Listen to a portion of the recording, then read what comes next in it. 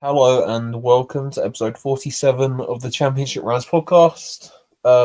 This week there's one main fight, a few other quite good fights, some interesting names on it. But we'll start off on Saturday in Atlantic City. Jaron Ennis faces Eimantas Stanionis in a WBA IBF and Ring Magazine, for whatever that's worth nowadays, welterweight title unification.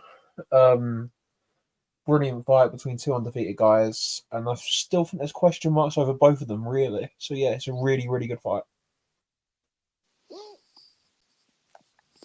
And it's a pretty 50-50 fight. Although, if you didn't keep up with boxing, would you even know this fight was happening? Nope. Absolutely not. It's been promoted horribly.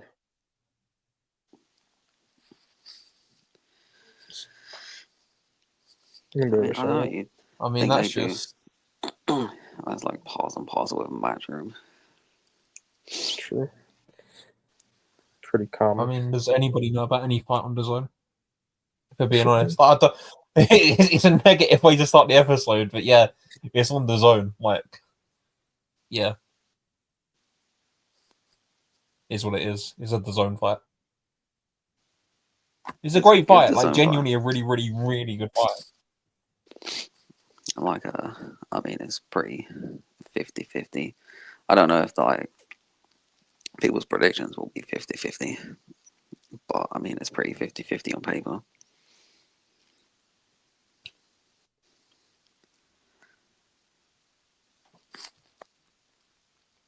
Yeah, but you tend to get that. Obviously, Stanionis is from Lithuania, and you'll get a lot of the casual market just supporting the American because he's American and because he's been on he's been more hyped from a earlier time period. Really, he's been hyped for a while and all that. You get people picking Ennis, but it's really not it. I'm struggling to pick a winner in this fight, and I have been going back and forth on the winner for a few weeks. It's such a good fight. It's a fight between the technical boxer who's got an amazing jab, one of the best in the sport in Stanionis, and the sort of dynamic offensive guy who's big, who can punch hard, and sort of how that's going to work, really. And yeah, it's such a good fight. Well, what Boots can't do is stand and fight with him like everyone else seems to do. That's not going to go very well. He could do it. Sure. He's good enough, but I wouldn't recommend it. He needs to be moving and counter punching. Take advantage of opportunities. You will get opportunities. He throws so many punches. First and foremost, you need to do something about that jab. Something needs to be done. They need to take it away. I don't know. Fight southpaw. He can fight southpaw. That could work. It's not going to take it away, but it can lessen the effect of it. It had in the Utah fight. He was a southpaw.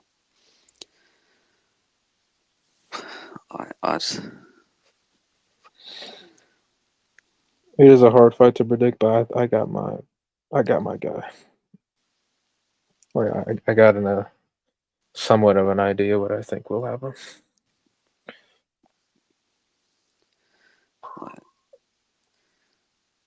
The problems, Ennis is drained to hell, and he looks drained already in pictures. And Stanionis, he's been so inactive. Even in the fight against Maestre, he slowed down a bit, looked tired late in the fight. It's understandable. He throws so many punches, but still, that's not happened before. That was his longest layoff. Yes, Virgil, this is your fault, by the way. Yeah, I can't believe he delayed his career so bad like that. Also, can Stanionis really put a dent in Ennis? That's the one worry I have about him. He could, but I don't think this fight's ending inside the distance anyway. To be I don't honest. either, but like I think you can throw as many shots as you want, but like if someone's just like, oh yeah, they're not having an effect, and I can just walk through them. Like I mean, obviously, Boots' defense just got worse and worse and worse. It's so bad. But like he can take a punch for what it's worth. Well, against who he's fought at least. Like Via can punch. I guess he didn't really take too many, but he's been hit and he took them. Like Stanionis can punch. I mean, it's been a while since he had a knockout. But he's not like a puncher. Like he's more of like a break you down type of guy rather than like with heavy hands, but it's not like gonna knock you out with one punch. And well, I mean, like Boots can punch, and he's so explosive and fast, he can knock you out with one punch.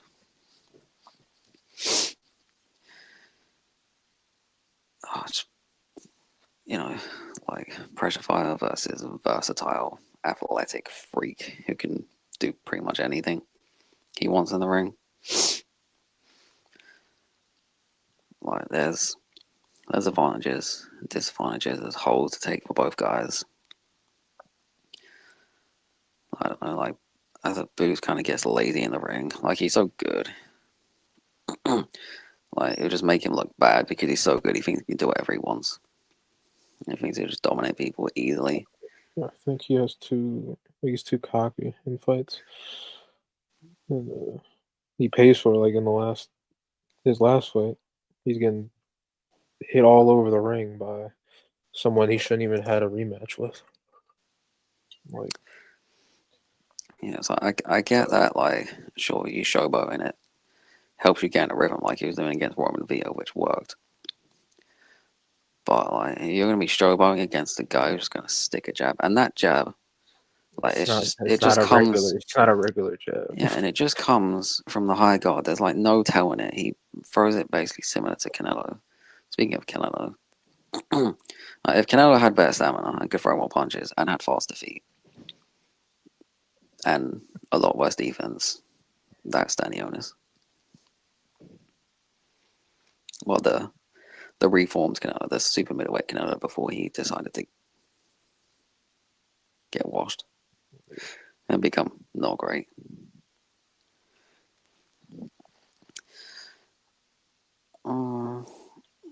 I also don't like that he leans over his front leg. He does it a lot. And I know it's not the same caliber of fire, but we saw what Jaron Ennis can do with an uppercut, and that uppercut's going to be there. Like with Maya Straight, we saw he did fight his fight like everyone seems to do, but he had periods of success when he was boxing and moving. Like that would be my game plan for Boots. I switch southpaw and stick a move and counter punch. Maybe he can jab with the jabber. That'd be a smart thing for him to do, but he doesn't fight smart, really. I think he can do it with his feet. I just don't know. I don't think if he has the energy, or if he can do it. Like if it's if he's fighting like his fight, his pace, no one's forcing anything. I'm sure he can do it, but it's different when like Stanionis just coming forward with so much pressure. He puts so much pressure on you, and his defense isn't terrible. Like his high guard is pretty tight, and he moves his head a bit, which he's been working on, but it's not great. He still gets hit a lot. He just hits his opponents way more because his offense is so good. His offense is so buried in that jab.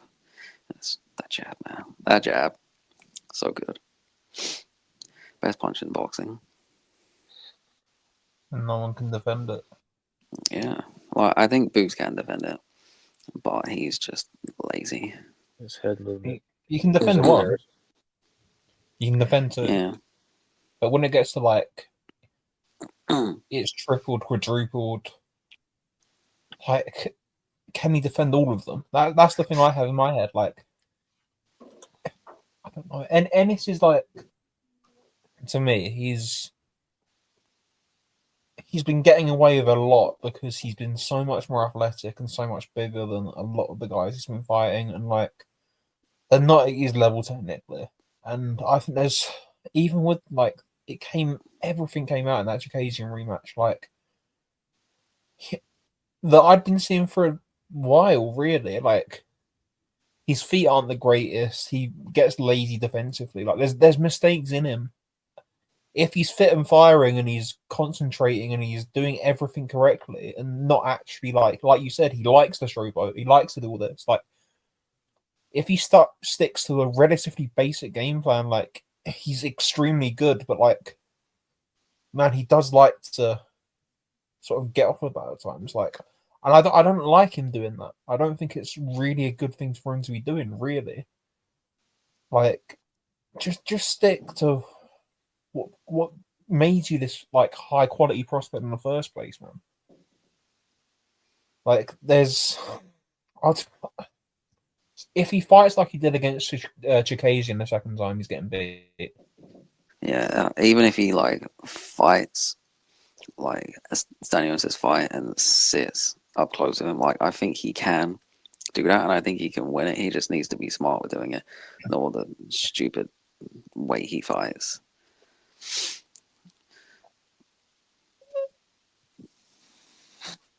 I mean, like it's not a smart way to fight, but it'll be entertaining, at least. Like, can he match Stanionis' output?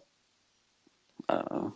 Has he ever really had to throw loads of punches? Not really. It's just a lot of variables, a lot of questions to be answered. That's why they're gonna fight. That's why we fight the fight. That's sort of what I alluded to at the beginning. They're both sort of unproven. Really, like this is by far the best opponent of either of their careers. Like they are both very, very unproven. And there's been a lot of looking really good against lower level opposition, but like this is where it's gonna matter. Yeah, like I mean, like with the eye test, you can see that they're both very skilled, like the two best in the division, clearly. And that's not even like saying anything bad about welterweight division. Like the welterweight division is terrible, but these two fighters are actually good and would be some of the best even in a bad division. Yeah, I think the way you have to look at that is you can see either of these winning a title at 154.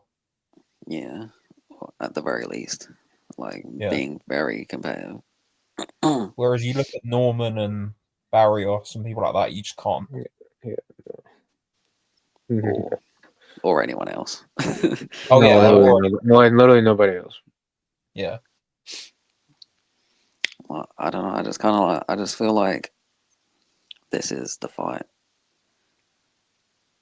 that Boots is actually gonna look like what we thought he'd look like. I feel like he's one of those fighters that just needs like a top great fighter to really get up for it and put in a solid, like, good performance. Actually need to fight smart and be smart. Just hopefully his body holds it too. Yeah. What he'd like to do. But... Like, I don't think we're never going to see the best Jaron Ennis at 147. It's just not going to happen. Like, we'll see it at 154, maybe 160. If he gets to 160, I can't imagine he doesn't get to 160 at one point. But with him being so draining, you just can't fight to your best. One of the interviews, one of the millions of interviews boxers do these days in fight weeks or whatever. He said he still wants to be a 4-weight division champion up to 168. Like, yeah, that's fine. He can do that. Well, not necessarily do that, but he can. can go to the weight at least. Yeah, he can get up to the weights. Yeah. Not one thing I think, one thing I think is a good sort of, well, it's good experience as Stanionis. Batayev was a very, very, very similar size, and he was a southpaw if he wants to fight southpaw, wasn't Yeah, he Or have was I a totally southpaw. just yeah. No, he's a southpaw. And like yeah, I just think that experience against a really, really huge welterweight is gonna do him quite well in this fight. I think that's more of an indication of how this fight will go than the Mastro fight, I think. Again, that was like 3 years ago, man.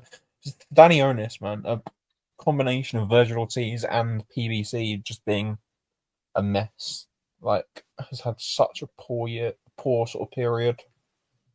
That Batayev fight was 2 fights ago. That was on the Spence Ugas undercard, man. Like, what's going on? Yep. He's had like 2 fights. It's 2021 or something like that. Yeah. Yes. I don't know, man. This is such a good fight. Yeah, like Boots has never had someone like so technically sound, like heavy-handed, like in front of him. Like Stanionis never had someone so athletic, like punch so hard, be faster than him, possibly one step. Like he'll be getting countered a lot.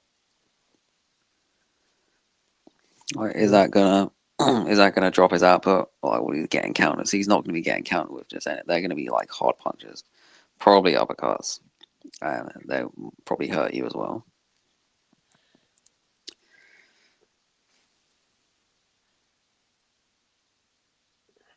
This is gonna be eight to try to predict.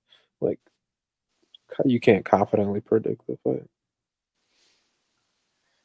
It's a genuine 50-50, but I think I decided what I'm going to predict. I think I decided. You know, like initially when this fight was talked about, I had an opinion, and I've been going back and forth, and I've landed back on that opinion, and I think Stanionis is going to nick a 7-5, 8-4 decisioner. And I think his output's going to be way too much, and a combination of his output, Ennis having defensive lapses, and Ennis being a little bit drained at the weight is going to lend well for Stanionis, and he's going to nick a decision, I think.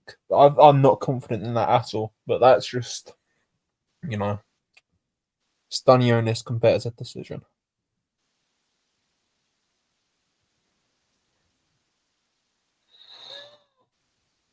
Todd? Am I going nigga? I'm agreeing with him. I don't trust Ennis's body, and I don't like how Stanionis. He doesn't have to like rely on like being athletic to win fights. He just is a technically all around like really good fighter. Like he's like 8 out of 10 in like everything, damn near. While Ennis has to like he sometimes has to do too much to like succeed in rounds. Like for a full 3 minute round, he he might like he might just do too much and just leave himself wide open, like he did like countless times in recent fights, getting hit with punches he just should not be getting hit with from like Avanesian and Chikadze. It was ridiculous. I think Stannis will win a decision. Just he won't be getting his head pinged nearly as much. So yeah. Well, I'll be the odd one out here. I am being Boots by decision, and I've kind of already broken everything down, pretty much. Yeah, Boots by decision. It's really trust his body or trust or don't trust Stanionis as like inactivity. Really. Yeah, like 8-4 compared decision. I mean, even then, like I think they'd rather give Boots a decision anyway. Like if it's close. If Stanionis getting it, probably not. I don't think it'll be one of them. I think like he'll just win, deserve to win, and Stanionis will put up a good fight, and then he should go fight someone else for a title. And Boots goes fights someone else, and then they can rematch on this feud. And Ennis should move up after this regardless, I think. There's He nothing else should, for him. but he's not going to. He wants to be undisputed. You can't want to be undisputed here with the political landscape of welterweight and also want to be a 4-division champion. You're 28 this year. You know what I mean? Like, just there's nothing else for him. This is the fight. If he beats Stanionis, like what else? Oh man, let's go fight Norman. Brian Norman or Mario Barrios, or going and fighting Jin Sasaki and Conor Walker and Lewis Crocker. Well, like Norman is fine. Like Mario Barros is not. Norman's not even. If Norman wasn't given an interim title and an upgrade in that, like nobody would care.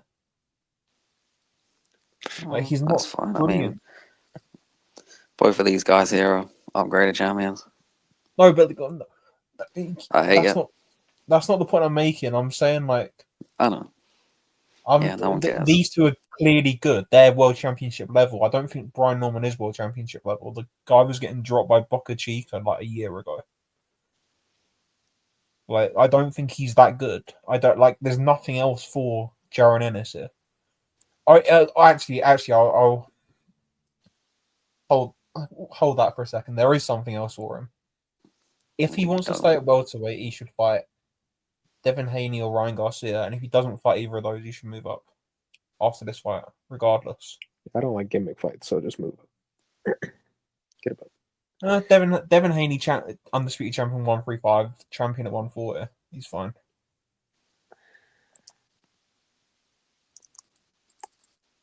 Like Haney's a good fighter. He'd be a worthy title challenger at 147. But yeah. I think he'd take the fight as well. Yeah. And Ennis would look extremely good in that fight, I think. But yeah. Yeah, it's such a good fight though. Yeah, it's such a good fight this weekend. Yeah, that's on the zone, even though most people don't know about it. It's such a shame, man. It is really a shame because it's such a good fight and it's potentially like a coming out party for Jaron Ennis. And like, yeah, it's not been promoted brilliantly. Like at least hopefully there's at least lots of people in the crowd. Hopefully, I hope enough people see it because it deserves that. It's a really good fight, and some of the fights we've seen that don't really deserve that this deserves it. It's such a good fight. But yeah, undercard for this, Ray Ford is back against Thomas Matisse. Matisse is a decent enough fighter, but I don't think Ray Ford should have too many problems with him. I think Ray Ford should win a wide decision. It's not a bad fight. I guess they're just bringing him into the division slowly-ish. Well, the first fight for him there was okay, and Matisse is a bit better. And I guess he'll step up next time, and then eventually slowly get him into a world title. I guess Matisse deserved a little something after that weird Rocky fight too. Yeah, but Matisse was extremely lucky against Cesena as well. That was a garbage stoppage in the last round when he was like miles behind on points.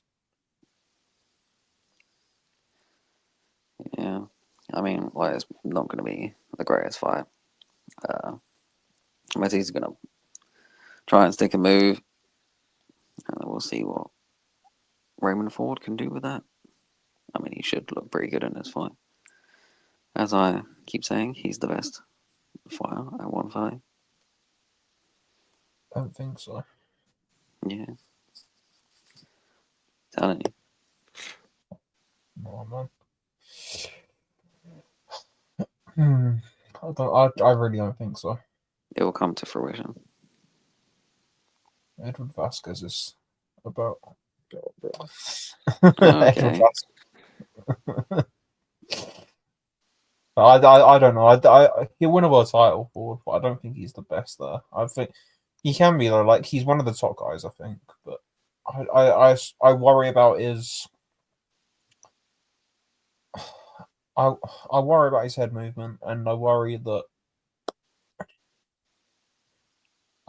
he lets people off the hook a little bit. He didn't with Kolmatov, but before that, he's pretty much his entire career, and the little bit after that has been letting guys off the hook, like Magdaleno, the Gonzalez fight, like all these fights. He's had them hurt, he's had them down or whatever, and he's just let them off the hook, man. That's fine. He's still winning, and I worry about everyone's head movement. Not loads of top fighters have good defense, so it's fine. And no one at 130 either. Yeah. I don't know. I can just. I need to see a bit more. From fourth round, I need to see a bit more. But this is an okay fight. Like Matisse isn't. It's sort of like okay, but I expect it to be boring. If that makes sense, it's an okay opponent for Ford, but I expect it to be really boring. Yeah, it's a good fight for him, not necessarily for the fans. Yeah. Arturo Pococa, or however you say his name, against Christian Carter. Pococa fought on the Pacheco Salecki undercard in a very close fight. It was fun enough, so this should be decent as well. But it is what it is. It's an undercard fight against a local guy. Shakran Giasov is fighting Franco Campo. Giasov the mandatory for the WBA. I don't know how I feel about this fight, given what's been happening with Giasov. Like he should win pretty comfortably, but like I don't know about this fight, man. I'm not going to tell him how to deal with what's been going on, but I don't know. Maybe it's the best thing for him. I don't care about his career anymore. It's like a waste of time. Yeah, I just, yeah, it's been weird. Like he'll be one of the guys at welterweight, like, but it's not a good welterweight division. Yeah, Amir Small was against. Go on. Look, should he really be fighting? I get what you're saying. I don't know. I mean, yeah, he's mentally probably not fine. I'm not too sure. He should be fine, to be honest. Maybe distract himself. Like maybe he's fine, but I mean, he can't be fine. I don't think you can fight after what just happened, especially so soon. Maybe it's the best thing for him, but who knows? Like, who knows, man? It's a terrible situation with that, but yeah.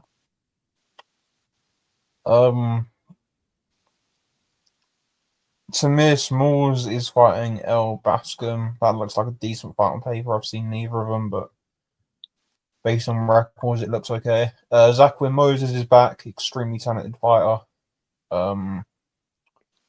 Against the journeyman, and Omari Jones is back against William Jackson, who's positive record but hasn't won a fight in 4. So it's what it is. Like it is, and he's been stopped in his last 2. But yeah, Omari Jones should win by stoppage. Zachary Moses should dominate. There's a Francisco Rodriguez against Naheem Parker, 6-0 against 5-1 as well. So that might be okay. But yeah, it's a really, really good main event, and there's a couple of interesting fights on there. But like, yeah, it's just it's a decent card. But the main event's carrying it. Like such a good main event. Like really, really, really good main event. This is a very Matchroom USA undercard, pretty much.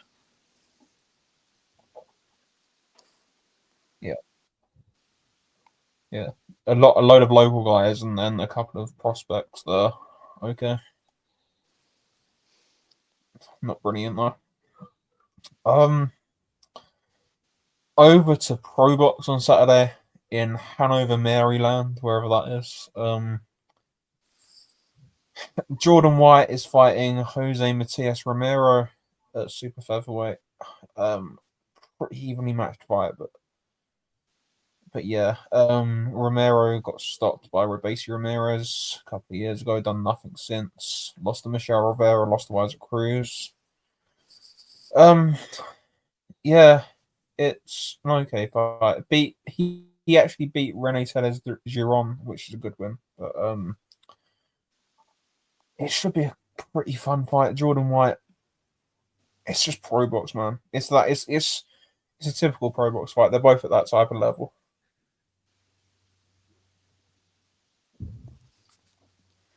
Yeah.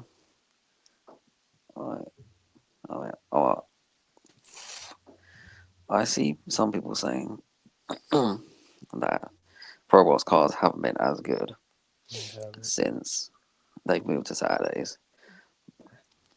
But like maybe it's just that because there are Saturdays, they have higher expectations. Probably. Like, I don't know. And it's weird. They're getting a few bigger names on though. Like, they've had a bit like Lubin against Holmes, man.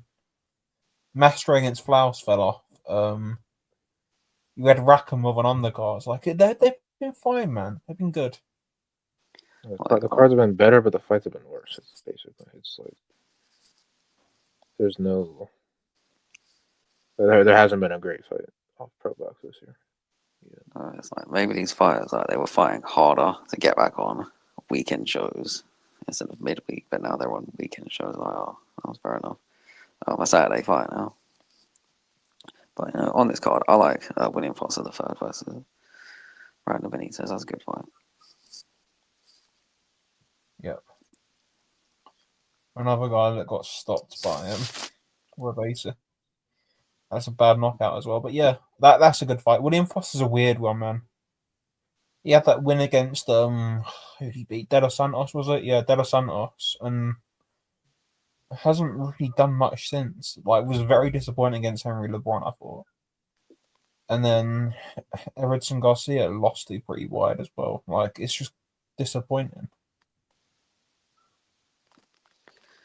Yeah, I mean, that kind of sums up his career outside of De Los Santos, to be honest. I mean, he had some reasonable expectations and has fallen pretty short for them. Well, I don't know. Maybe he'll be one of those fighters who gets a big fight of Pro Box. But usually they're main event fighters, not undercard fighters. So probably not.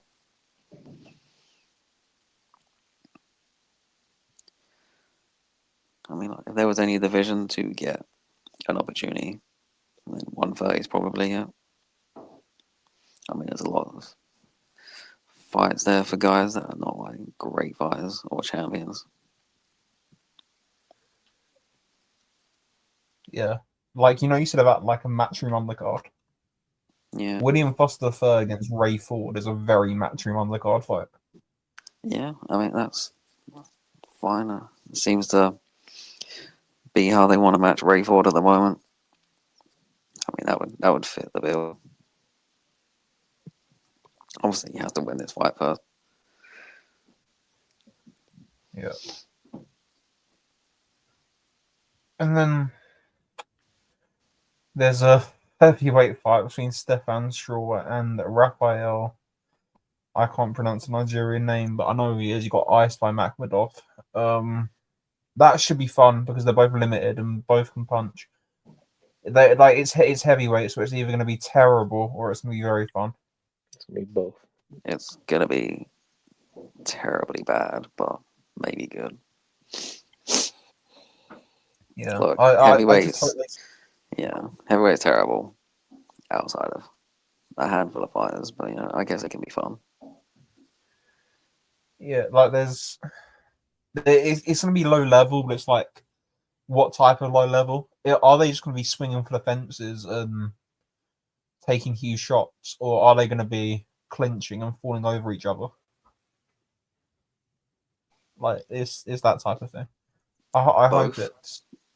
Yeah, probably. Yeah. See, Like they're talking about Torres, like the next big heavyweight. But Stefan Shaw exists. Maybe they need to fight, see who's the best. And yes, If Stefan Shaw is where you're pinning your heavyweight hopes on as a whole country, Jesus. I mean, if Richard Torres is where you're putting your heavyweight hopes on as a whole country, If at least he's done something. He's won an Olympic medal. Like he's done something in his life. Like what's Stefan Shaw done? Failed as an NFL player. yeah. I mean, he's doing his thing. He went the distance with Ajagba. And that's about it. And He then beat got Joey iced by, DeVecco. Yeah, he got stopped by Joseph Goodall. Brilliant. got iced by a rugby player. Like, Yeah. Jesus. Joe Goodall, man. Heavyweight boxing. I think they should limit heavyweight fights below sort of top 15 to 6 rounds and just tell them to throw everything at each other. Because we don't want to see sort of two tired heavyweights in the ring. That's when it gets really bad. Yeah, but even that happens in top 15 as well. Like all these heavyweights are just so out of shape. Like most of them.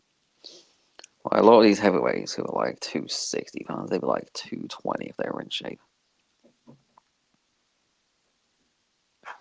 So, oh yeah, heavyweights are bigger now. Yeah, of course they are. They're so out of shape.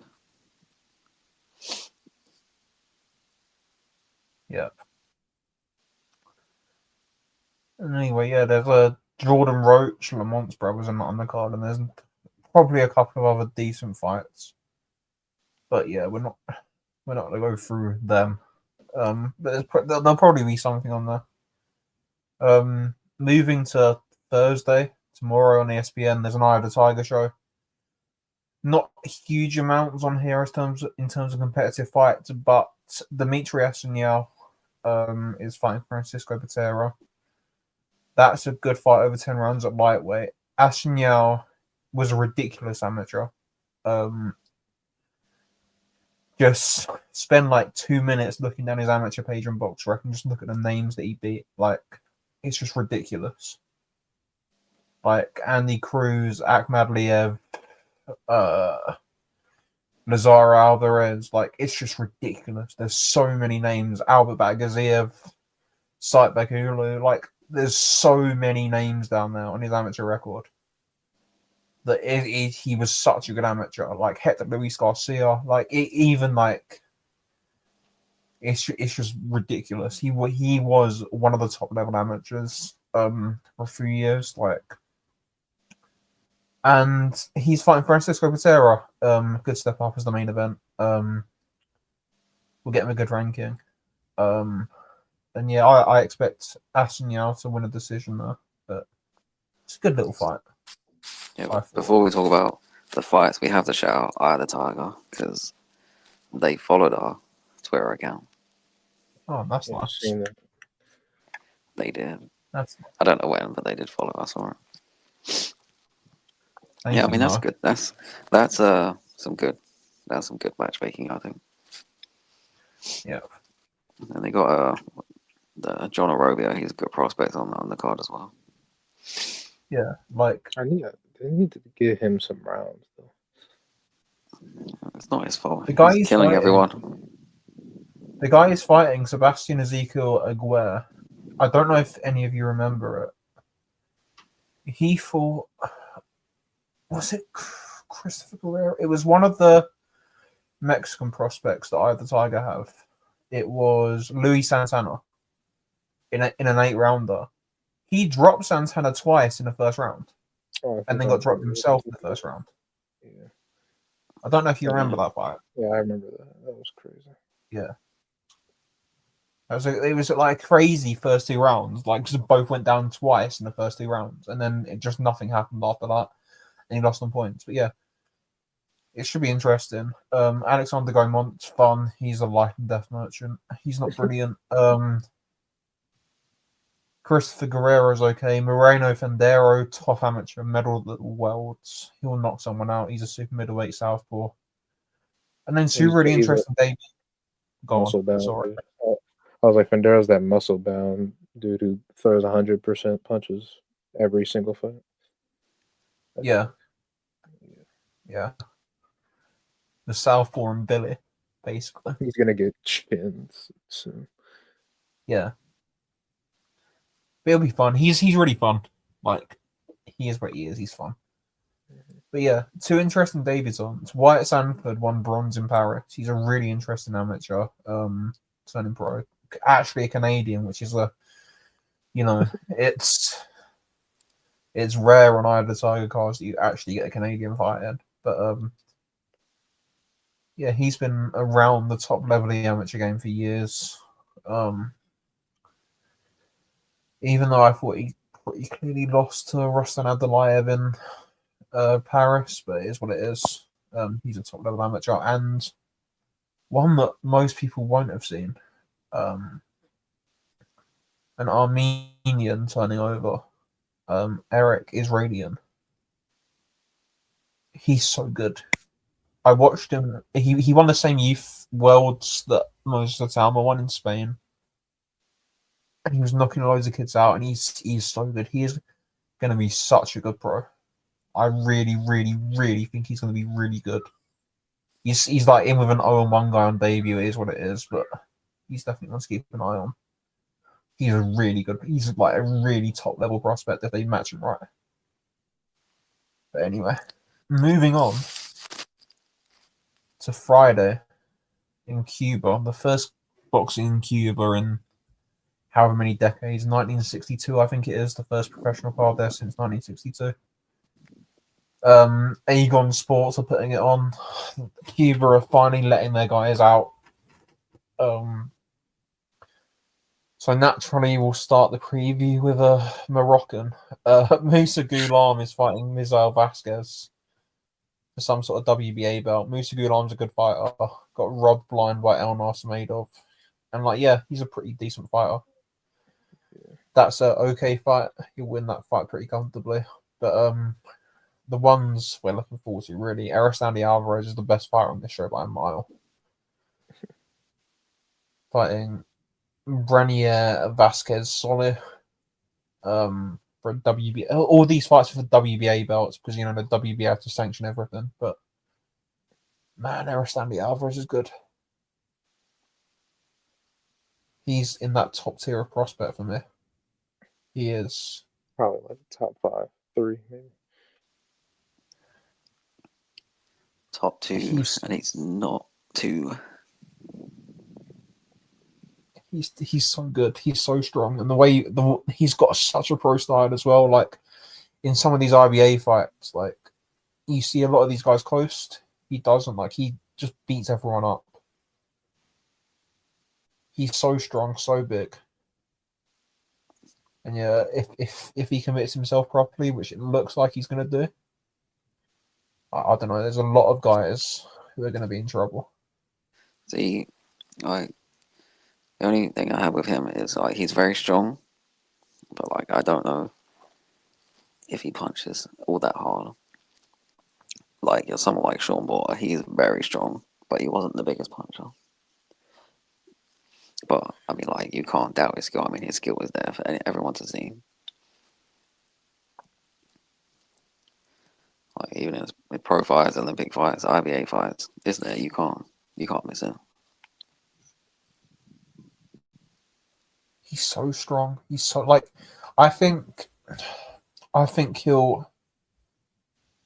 he should be learning to pick his shots a bit better as a pro. As he's got more time, he shouldn't be rushing into everything. I think if he learns to pick his shots and learns to vary his speed a little bit,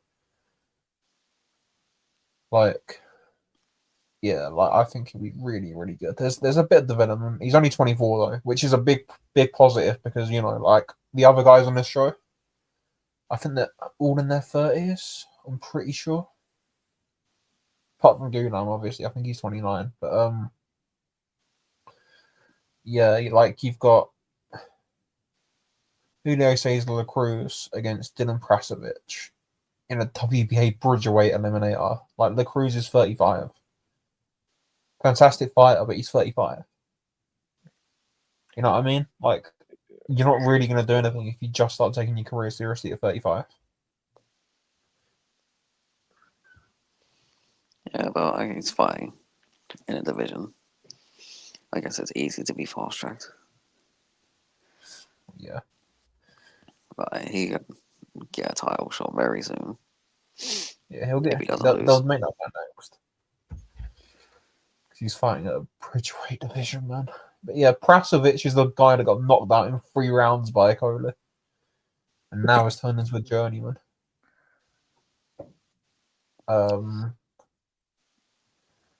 Basically keeps getting knocked out. Got knocked out in 1 by Isaac Chamberlain. So yeah, this is bad. This bad opponent. La Cruz should be stopping him. Arlen Lopez, fresh off Paris as well. 32-year-old, like all these guys from their 30s. Martin Ezekiel Palacio is what it is. Like he's fighting a 14-8 guy that's been stopped 3 times. Just lost to Luka Plantic at Yorkle. It's that sort of level. 32's not too bad. I don't know. That's not great. 32's not too bad. 32 is not too bad, but it is bad when you're fighting this level of opposition. Sorry. Like, yeah. And then Lazaro Alvarez, who I don't think is very good as a pro. Like, I've seen him struggle in fights, and he got beaten up by Batagaziev in an IBA pro fight. I don't think he's going to be very good, and he's 34. But it is what it is. He's fighting Miguel Santos, who's unbeaten. So, you know, maybe a possible upset, but he is Dominican, so, you know, yeah. But yeah. But I don't think there's any other boxing this weekend, really. It's all about that Ennis Stanionis fight, if we're being honest. Yeah, that's the only fight anyone cares about. Well, other than me, I care about Raymond Ford fight, just because I like him. Well, you care about Arizona Alvarez.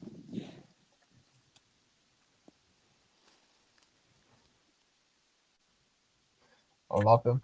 He's a beautiful man. But yeah. I will just mention Vince Astrolabio's back tomorrow, so is Donny what's his Nietes. name? We will be there. I literally talked to you about him.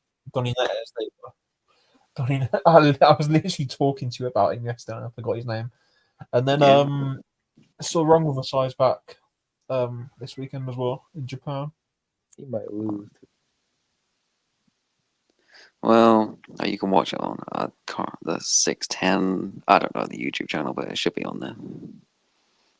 Yeah. Yeah. Anyway, there's been some stupid news this week. Everyone's going absolutely crazy. David Benavidez has been upgraded to full WBC champion because Dimitri Bivol pulled out. Everyone needs to calm down. It's fine. Bivol hasn't ducked him.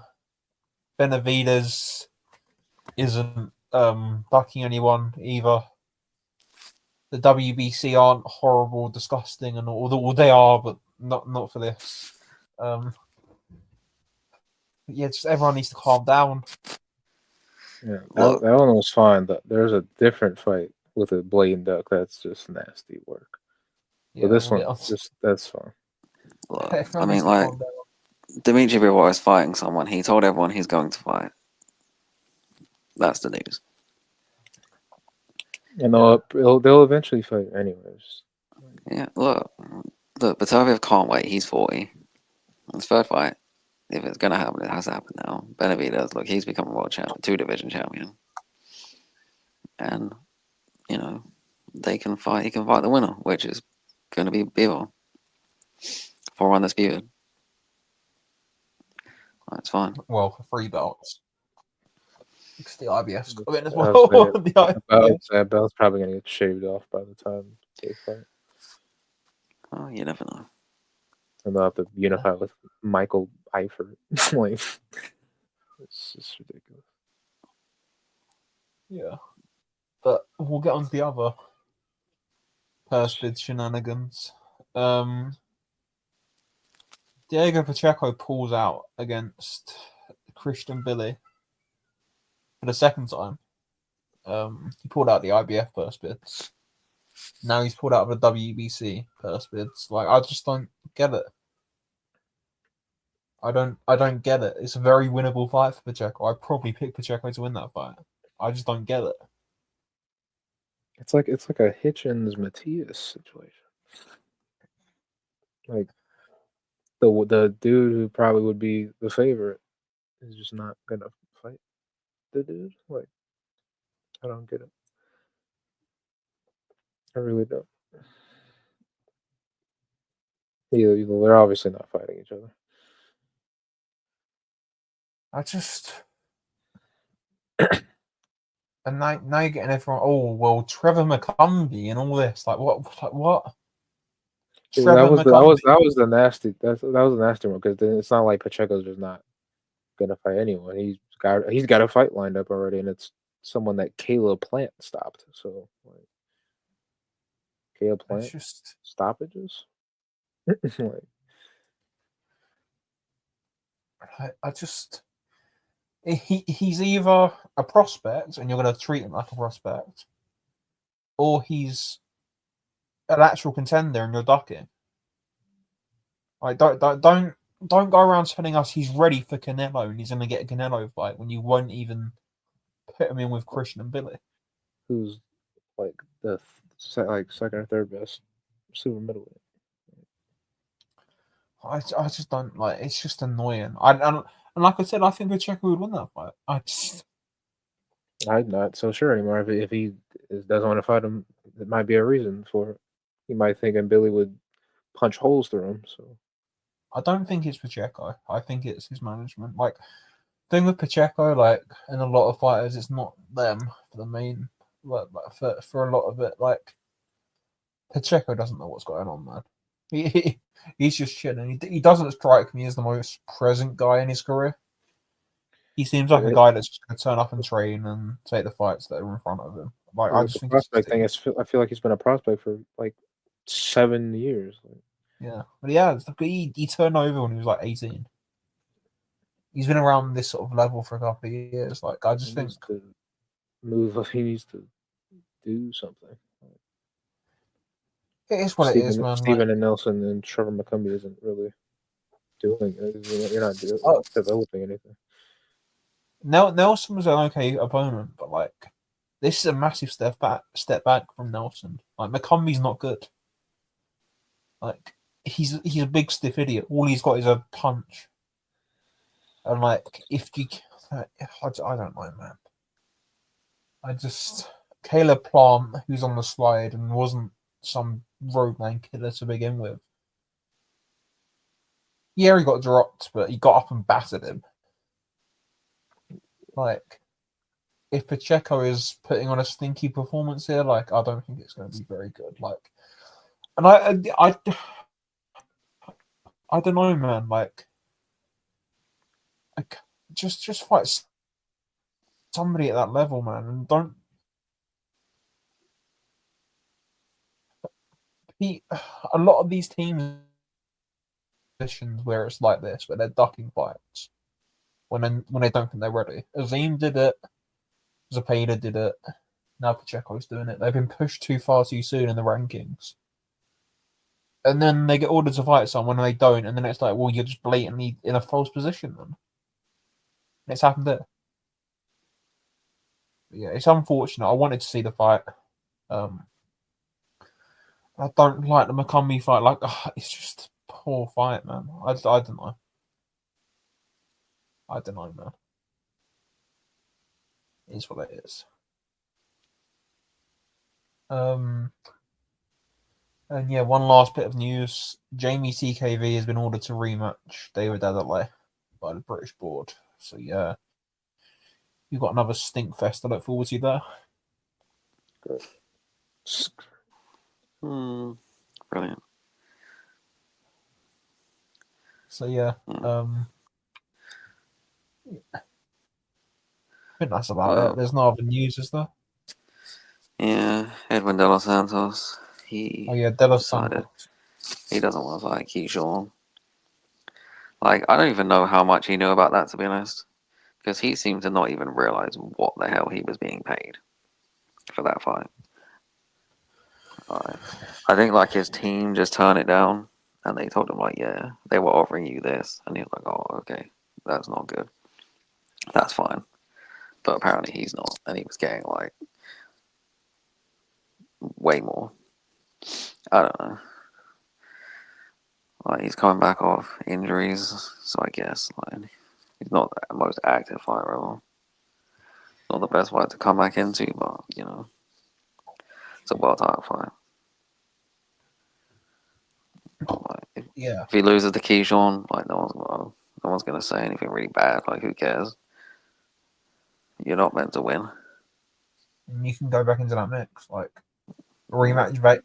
He can lose to Keyshawn and then go and rematch Valenzuela on a undercard somewhere. Like go fight Williams or Pater after or something. Well, maybe not because Zapata probably wouldn't take that fight. That's been ordered, by the way. Zapata and Shakur. I got zero expectations of that fight actually happening, but it's been ordered. So yeah, and it's not going to happen because It's someone's been going to announced Zapata pull out. has broken his hand and he will be out of his fight with Shakur Stevenson. It's a sad state of affairs. It's a sad state of affairs, man. Yeah, there's nothing else, I don't think, unless I'm missing something really obvious. Is there anything obvious? Let's have a look. I'll check the Ring website, one sec. They announced Wardley Miller, I guess. We talked about that, didn't we? I don't know. We didn't, Sunday. but we did. But it's been announced since. Maybe it hasn't. I don't know. Aguiarco's fighting Ryan Kelly. Boring. That's not bad replacement. I don't mind it. It's a state of a card, man. I don't know. Hitchens gonna fight Cambosis, isn't he, on June? Yeah. June. That was the worst kept secret in boxing. Like I think we talked about that at some point. But yeah, that's been announced. Then Liam Cameron and Ben Whittaker keep arguing over a contract, and it's pretty clear who's in the right because you know. Hi Ben. Hi. I